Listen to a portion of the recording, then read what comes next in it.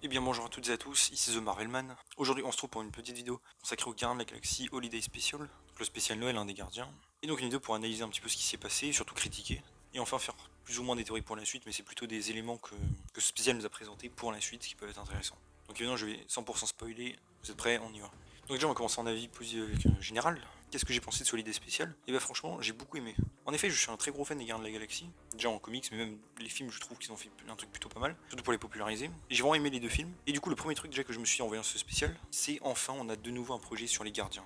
Parce qu'en vrai, depuis les Gardiens de la Galaxie 2, ok, on les a revus évidemment, mais on n'a pas eu de projet vraiment sur eux pour les développer eux. Et vraiment, je trouve que ça manquait. Je sais qu'il y a eu des problèmes évidemment avec le 3, et c'est pour ça qu'il y a eu ça, que ça prenne autant ce temps. Franchement, ça faisait plaisir d'avoir vraiment un projet sur eux. Aussi, on va en parler plus tard, mais ce projet a permis de développer aussi des persos qui étaient un petit peu sous-développés, je trouve. En même temps, on n'a pas eu trop le temps non plus, puisque ces persos, je parle surtout pour Mantis, pour en reparler, qui a été développé, enfin introduite que dans le 2, et après il y a eu que des films crossover, donc forcément. Et du coup, c'est cool. Aussi, j'ai bien aimé qu'on sente vraiment que c'est un spécial Noël. On dirait pas, ça prétend pas être un film ou un truc à gros budget, même si pourtant le budget, je trouve, même si on sent les limites, ne se voit pas, je trouve que les décors sont très beaux, comme souvent avec les Gardiens de la Galaxie en vrai. Mais ça fait un petit peu kitsch, et c'est fait exprès bien sûr, et c'est assez cool. Ça met vraiment dans l'ambiance Noël et spécial Noël surtout, vraiment épisode spécial. Et j'aime bien ce délire. Ça en joue pas mal, hein, surtout avec les musiques et tout, l'ambiance et tout, vraiment très réussi ce côté-là. Ensuite, je parle un petit peu des persos, un par un et analyser. Donc déjà, je vais commencer avec Mantis. En effet, Mantis, c'est un personnage qui a été sous-utilisé. Encore une fois, c'est même pas de leur faute, puisqu'il n'y a pas eu de 30 projets. Mais c'est un personnage qu'on met enfin sur le devant de la scène, surtout avant le 3. Le 3 qui va être comme une grosse conclusion. Donc c'était un peu nécessaire de le faire, je trouve. Et ce spécial est vraiment l'occasion idéale. En effet, on commence à la voir plus. Elle a vraiment une intrigue pour elle et Drax, même si c'est un que je reparle après. Il y a un truc que j'ai bien aimé aussi dans ce spécial, c'est qu'ils ont écouté certaines critiques avec Mantis qui devient assez forte au combat, par exemple, niveau arts martiaux. Et c'est vrai que dans les comics, Mantis c'est une des plus puissantes d'arts martiaux de Marvel. Et c'est vrai que beaucoup de gens étaient déçus de ce côté évidemment dans les Gardiens 2, je peux comprendre. Et j'ai l'impression qu'ils ont essayé de corriger le tir un petit peu. Plus l'utilisation de ses pouvoirs et tout, bien sûr, qui reste cool. Ça m'a fait beaucoup penser à Killgrave d'ailleurs, de Jessica Jones. Quand elle force et tout à faire des trucs, genre donner de l'argent et tout, ça m'a fait penser à Killgrave. Donc c'était cool.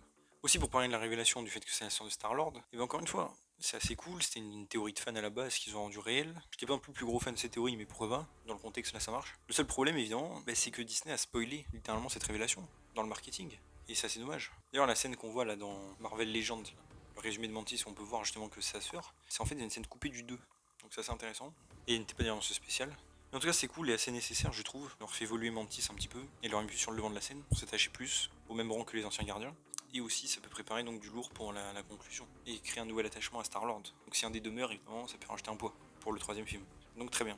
Ensuite Drax, pareil, alors Drax, je sais que beaucoup de gens pareil sont déçus du personnage dans la MCU, je peux comprendre. Moi ça allait dans le premier film, c'est vrai que dans le 2, je trouvais. J'aime toujours le personnage, mais c'est vrai qu'il paraissait un peu débile, un peu comme ce qu'est devenu Thor au final dans Ragnarok ou Hulk. Et c'est assez dommage de plus jouer sur le côté énervé du personnage, qui est un peu drôle malgré lui. Bon, en tout cas, ça me fait quand même plaisir de le revoir. Et un truc que j'ai bien aimé aussi, c'est qu'ils l'ont un peu boosté, j'ai l'impression, niveau force. Ce que beaucoup de gens aussi pouvaient critiquer. Par exemple, il soulève une voiture, il se prend des balles, il saute très haut. C'est des trucs qu'on n'a pas vraiment vu faire, ça. Genre, comme chez le puissance, on peut mieux se réaliser quand c'est un truc terrien, du coup. Donc c'était assez cool. Par ça, pas grand chose à dire, c'était assez marrant et tout, et c'était cool de voir Drax. Ensuite, Kevin Bacon, je voulais en parler comme ça vite fait un petit peu. Je trouve ça vraiment cool de l'avoir mis dans le truc, depuis le temps qu'ils en parlent dans Les Gardiens et tout. C'est une très bonne idée évidemment pour le scénario, hein. Et c'est assez marrant puisqu'il a joué évidemment Sébastien Shaw dans X-Men le commencement. J'imagine que vous vous rappelez. Mais là donc il joue son propre rôle, c'était vraiment cool. Ce serait cool d'ailleurs qu'il refasse un petit cameo dans le 3 peut-être, vu qu'il dit qu'apparemment ils se reverront et tout. Mais vraiment cool même pour l'histoire de Star-Lord quoi, de l'avoir ramené. En plus c'est un acteur que j'aime bien donc c'était cool. Et toute l'action d'ailleurs chez lui et tout était assez drôle et tout, bien kiffé. Ensuite, pour en revenir à d'autres, bon, Star-Lord évidemment, pas très au centre de cet épisode, mais c'était assez cool. Toujours, j'aime toujours bien Star-Lord. On voit qu'il est toujours affecté par Gamora, ça joue un rôle évidemment dans le 3. Et sinon, c'est cool de le revoir évidemment, même s'il n'a pas un gros rôle. Et la révélation que Mantis soit sa sœur, évidemment, lui rajoute un nouveau truc qui pourrait être intéressant comme dynamique dans le 3. Peut-être s'il veut peut-être la surprotéger ou inversement. Ça peut être assez cool à voir. Pour ça, j'ai pas grand chose à dire sur lui à l'heure actuelle. Pareil pour d'autres que je peux mettre comme Rocket, Groot, que je mixe un petit peu. Bon, Rocket, assez cool, le petit, c'est plus un caméo au final. Groot, pareil, je sais qu'il a été fait en effet pratique, franchement, je trouve qu'il est bien fait. Alpha Groot, c'est vrai que c'est assez cool de voir un Groot plus à l'ancienne, quoi, un petit peu, comme dans le 1. Donc évidemment, pareil, ça va être intéressant pour le 3 de le voir. C'est assez cool tout ça. Nebula, pareil, on voit qu'elle se lie encore plus avec les gardiens qu'avant. Elle fait vraiment équipe avec eux à plein temps, bon, ça on l'a vu dans Thor 4 aussi, mais voilà. Qu'elle fait de Noël et qu'elle est assez sympa, vraiment elle change quoi, c'est cool toujours. Même si encore une fois là c'est plus un caméo qu'un vrai rôle. Aussi j'ai bien aimé par rapport à Kraglin et Yondu, je le rajoute comme ça, la phase un petit peu animée, on peut voir des flashbacks, après peut-être dommage de pas avoir ramené l'acteur de Yondu, mais bon, c'est pas très grave. J'ai bien aimé tout ce délire pareil avec Noël, hein, le fait qu'en vrai il aimait bien. C'est assez cool, ça rajoute du poids à leur relation je trouve. Et c'est cool de voir que Star-Lord n'a pas oublié ses délires de la Terre, quoi. Parce qu'on sait qu'il voulait pas y retourner, mais au moins il a gardé quelques trucs. Et on a pas entendu de musique de Star-Lord, j'ai remarqué dans ce spécial. Mais bon, c'est pas très grave. Et Kraglin, du coup, pareil, il est toujours cool, il fait des caméos. J'espère que dans le 3 il aura un plus gros rôle. Peut-être. Ça peut être cool, hein, avec sa flèche évidemment comme Yondu. Par contre, ce qui est marrant, c'est qu'il dit du coup qu'il ne sait pas la maîtriser. Alors que dans le 2, on voit qu'il s'entraînait. Honnêtement, je me rappelle plus si en Thor 4 on le voit l'utiliser, honnêtement. Si vous le savez, rappelez-le moi en commentaire. Mais du coup, est-ce que c'est normal qu'ils disent qu'ils ne sachent pas en faire? Je ne sais pas. En tout cas, je pense pas que ça peut être cool de le voir dans le 3, prendre un rôle un peu plus important en tant que chef des Ravageurs sans doute. Quoique non, ça avait été... On a vu dans le trailer leaké que c'était Gamora maintenant le chef des Ravageurs, mais je sais pas trop. En tout cas, avec Kraglin, peut-être pourrait avoir toujours un lien avec les Ravageurs. Et c'était cool aussi de voir Cosmo le chien qu'on avait teasé dans Les Gardiens 1. Évidemment, et que là on a pu voir vraiment techniquement parlant. Mais ça, je vais en reparler plutôt pour les théories de la suite. Enfin, théories et surtout teasing. J'ai bien aimé aussi, par rapport à quelques easter eggs au MCU, le fait qu'on voit des cosplayers évidemment, le fait que Mantis saute sur Captain America en croyant que c'est Steve. D'ailleurs, même si c'est sympa et tout, c'est très cool. Encore une fois, pourquoi elle sera autant amie avec Steve Rogers? Elle l'a croisé que 2 secondes dans la bataille d'Endgame, à moins qu'il y ait eu des trucs hors champ, mais on l'a pas vu. C'est ça qui en fait, un des défauts du MCU, je trouve, c'est que beaucoup de persos se sentent attachés énormément, alors qu'au final ils se sont vus vraiment 3 minutes. Par exemple, je pensais à Spider-Man et Iron Man dans le MCU, ou d'autres persos comme ça. Ils ont pas une relation assez forte, je trouve, pour qu'on en soit là, mais bon, c'était quand même cool. Évidemment, le petit clin d'œil au bras du soldat de l'hiver, pareil, assez cool. Mais du coup, ça, je me demande vraiment si ce sera un vrai, c'est juste un easter egg ou ce sera vraiment un rôle pour la suite, dans le sens déjà comment Nebula l'a eu. Et si on voit Bucky, du coup, il aura un nouveau bras ou il a plus de bras, qu'est-ce qui se passe? Mais je trouvais ça assez cool quand même. C'est pas une de mes blagues préférées du tout, Infinity War, mais bon, ça c'est cool d'avoir fait d'être revenu là-dessus, quoi. Faire un petit payoff. Donc là aussi, Gardien, évidemment, quand il voulait les membres, donc c'est cool. D'ailleurs, en parlant du MCU niveau timeline, pareil, on va en reparler plus tard, évidemment, c'est encore un peu dur à déterminer. Évidemment, je rappelle que la timeline Disney+, ils l'ont mis en dernier, mais n'est absolument pas fiable, il y a énormément d'erreurs dans cette timeline, et elle n'est pas faite par Marvel, je le rappelle, donc non. Par contre, en effet, on a des raisons de penser évidemment que ça se passe après Thor 4. D'ailleurs, James Gunn ignore complètement Thor 4, hein, il l'avait dit, pour lui ça n'existe pas, en tout cas que Thor soit avec les gardiens. Mais oui, Thor 4 évidemment se passe en 2024 pour l'instant. On peut se dire que ce spécial se passe soit Noël 2024 aussi, soit peut-être 2025, ça dépend de où ça se passera par rapport au Gardien 3 peut-être. On en reparlera de toute façon.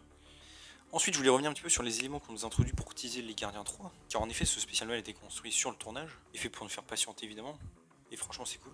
Et on a quand même eu beaucoup d'éléments, je trouve, qui nous teasent le 3. Déjà, un élément important qu'on peut noter, qui a été dit, les Gardiens de la Galaxie ont racheté Nowhere aux collectionneurs. En tout cas, ils ont pris possession des lieux. Parce qu'ils ont déjà que le collectionneur est vivant, et il a dégagé. Surtout donc, les Gardiens maintenant ont une vraie base fixe a priori. C'est assez intéressant, je trouve. Ça jouera sans doute un rôle pour le 3 du coup. Peut-être que ce sera leur QG, enfin pareil, il y aura des intrigues dessus. C'est cool. Ils ont d'ailleurs un nouveau vaisseau, hein, qu'on a pu voir avec Drax et Mantis. James Gunn dit son nom d'ailleurs, mais je me souviens plus. Pareil, donc ça va être cool de voir ça dans le 3. Évidemment, des gros trucs qu'ils ont introduits pour le 3, dont, enfin plus ou moins réintroduit, c'est Cosmo le chien, bien sûr. Comme je l'ai dit, il avait fait un caméo. Et que là, on peut voir utiliser ses pouvoirs et tout, de télékinésie. Et il a son truc pour parler, donc c'est assez cool. On sait qu'il aura il aura un grand rôle, mais il est joué par Yaba Kalova, je crois. Non, la CGI du chien est franchement pas mal, je trouve. Que c'est fait en motion capture. Comme quoi, quand Marvel concentre son budget là où il faut, et bah au final, ça rend bien. Même les décors d'ailleurs ont été assez cool, hein. J'en reparlais d'ailleurs, mais les décors réels c'est bien. Et donc surtout, comme je l'ai dit, ça nous tease aussi pour les Gardiens 3 que, bon déjà Drax et Mantis ont été un peu boostés je trouve, et tant mieux, mais surtout ça va créer une dynamique, peut-être de frères et sœurs, entre Star-Lord et Mantis, une vraie dynamique je veux dire, et ça va acheter donc du poids émotionnel pour cette fin, parce que les Gardiens 3 c'est vraiment une fin de la trilogie, et avec potentiellement beaucoup de personnages qui vont crever, donc là pour le coup, si Mantis il lui arrive un truc, ça peut être assez touchant je trouve, grâce à ce spécial, parce qu'avant non. Pareil pour Star-Lord d'ailleurs. Et comme je dis, ça peut créer une intrigue peut-être où il veut la surprotéger, ça peut créer des tensions dans le groupe, ou inversement. En tout cas, vraiment assez cool cette petite mise en place de nouveaux éléments pour les gardiens.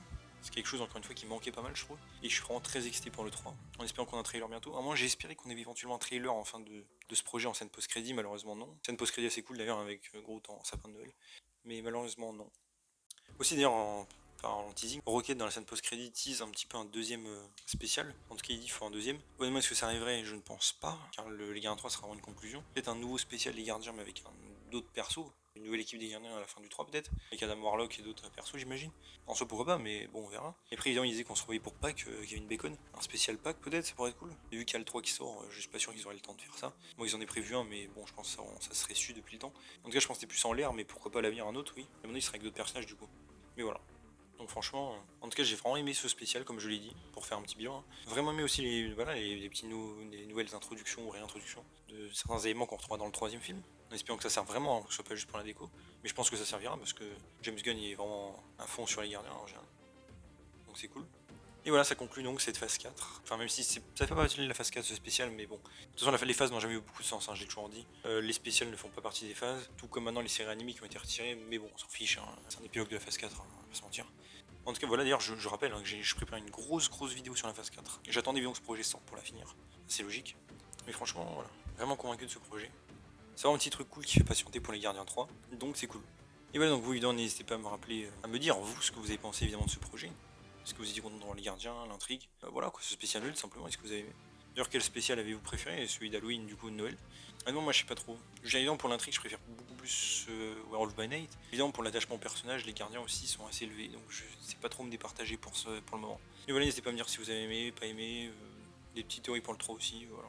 Et voilà, c'est le tout. Donc, si cette vidéo vous a plu, n'hésitez pas à vous abonner, liker, commenter, partager, activer la cloche. À me suivre sur mon Discord, vous avez les liens en description. Et on se retrouve bientôt pour une nouvelle vidéo. Salut tout le monde.